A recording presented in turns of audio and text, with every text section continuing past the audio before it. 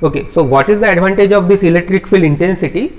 So if you know the electric field intensity, you can directly know the value of electric force acting on the charged particle. Okay, so if there exists a charge in the electric field, the force, electric force acting on this charged particle will be Q times E, will be Q times E Newton, Q times E Newton. Earlier, if we want to determine the value of this electric force, we have to determine what is the position of these two charged particles, what is the value of these two charged particles, the proportionality constant also 1 upon 4 pi epsilon 0.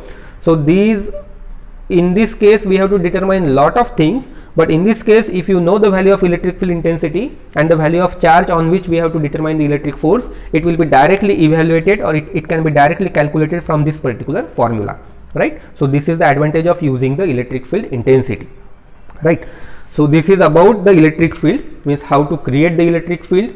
Okay, what are the forces which are acting on the charged particle because of the electric field, and certain definitions. Now we come to the magnetic field. Now about the magnetic field also we are very much aware. How to create the magnetic field? Suppose we want to create the magnetic field. So the first thing is that we can bring out any permanent magnet, okay, and that permanent magnet will have the magnetic field in the surrounding region, right? But the another method to create the magnetic field is, we can have a current carrying conductor, we can have a conductor and we can pass current through it. So if we pass current through it, what will happen? By Fleming's right hand rule, we can get the direction of magnetic field. Whenever we pass current through any charged conductor, then it will create the magnetic field in the surrounding region. So there will be the magnetic lines of forces determined in the same way as that of the electric lines of forces. Okay, so there will be the magnetic lines of forces, and direction of these magnetic lines of forces will be like this. Okay, now if you have a circular current carrying conductor, if you have a circular current carrying conductor, suppose this is a circular current carrying conductor, and if you pass current, so if the direction of the current is given by the curled fingers, then the direction of thumb will be given by the north pole, or the direction of thumb will indicate the north pole. Okay, so if in this particular direction there is a flow of current, then you will have north pole on this side and south pole on this side. Okay, remember that in case of electric charges, you can have positive charges separately, you can have negative charges separately, but in case of magnetic field you cannot have isolated charges. Okay, we can assume that there exists the positive charge, positive magnetic charge, and there exists negative magnetic charge. But remember that these are only the imaginations, these are only the imaginations. There does not exist any isolated positive magnetic charge, there does not exist any isolated negative magnetic charge. Magnetic charges always exist in pairs. Okay, you always have a north pole followed by the south pole, you always have a south pole followed by a north pole. You cannot have separated charges, magnetic charges, remember that. Okay, now but for only simplicity or for calculation purpose or for defining something, we will use that, okay, there exists some magnetic charges, positive magnetic charges and as well as the negative magnetic charges, right? So what we have to do now, we have now seen that how the magnetic field is created. Okay, now we have to define certain things. Okay, how to define now magnetic field? How to define magnetic field?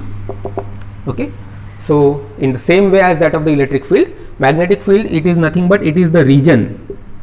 It is region surrounding the magnet or magnetic charge. It is the region surrounding the magnet in which another magnetic charge experiences a magnetic force. Okay, so how the magnetic field can be determined or defined? It is the region surrounding the magnet in which another magnetic charge experiences a magnetic force. Okay, how to explain it? Suppose that there exists a magnet, suppose there exists a bar magnet, there is a south pole, there is a north pole, there is a south pole, and we know that this magnet will have the magnetic lines of forces it will start from north pole and it will end at south pole. So like this, there will be the magnetic lines of forces, same as that of the electric lines of forces. Okay, now if we bring any other magnet into this particular region, okay, so this other magnet will also have magnetic lines of forces. This other magnet will also have magnetic lines of forces.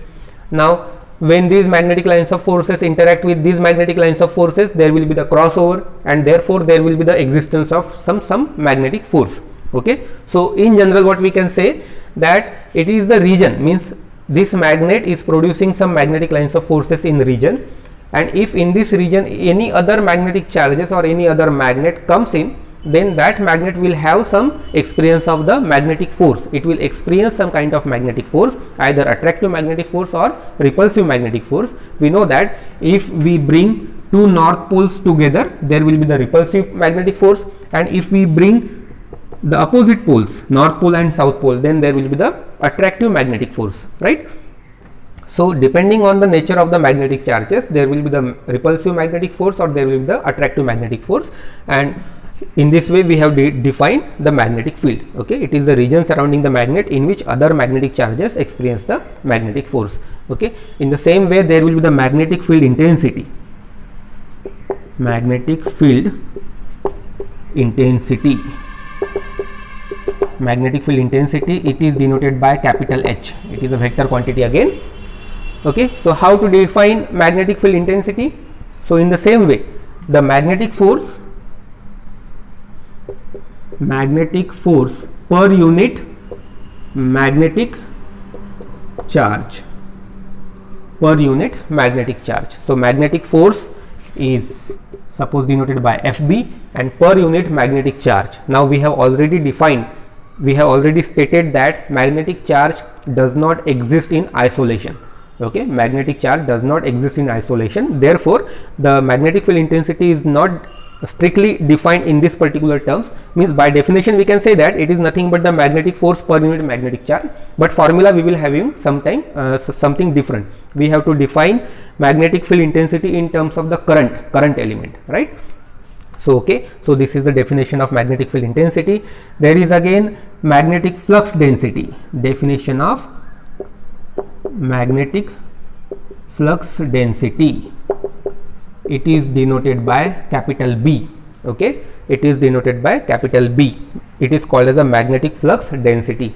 So what is meant by flux density? So here in this particular diagram we can easily see, suppose that we consider some small area, and in this area how many number of magnetic lines of forces are passing. How many number of magnetic lines of forces are passing? These number of magnetic lines of forces passing through this particular area is called as a magnetic flux. Is called as a magnetic flux.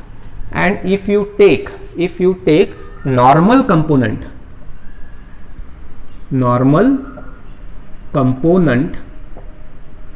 of magnetic flux, through unit area, then that particular thing is called as a magnetic flux density. So what you have to do, you can have unit area. Suppose this is a unit area, and this unit area you have to see how many number of magnetic lines of forces passing, but this unit area will having some normal direction. Okay, it will have some perpendicular direction. So what we have to do, we don't have to count any number of lines of forces passing, any number of magnetic lines of forces passing through this unit area. We have to only consider the how many number of lines of forces which are passing in a perpendicular direction, to this particular unit area. And if not in a perpendicular direction, it will always have some component in the perpendicular direction.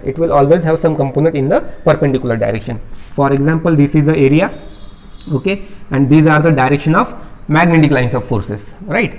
But the normal to this unit area is, this is the normal component. Then what will be the component of this magnetic lines of forces towards this? So this much, this will be the component, this will be the component of magnetic lines of forces in the normal direction, and therefore this is represented by capital B, that is magnetic flux density. So number of normal component of the magnetic lines of forces passing through unit area is called as the magnetic flux density, right?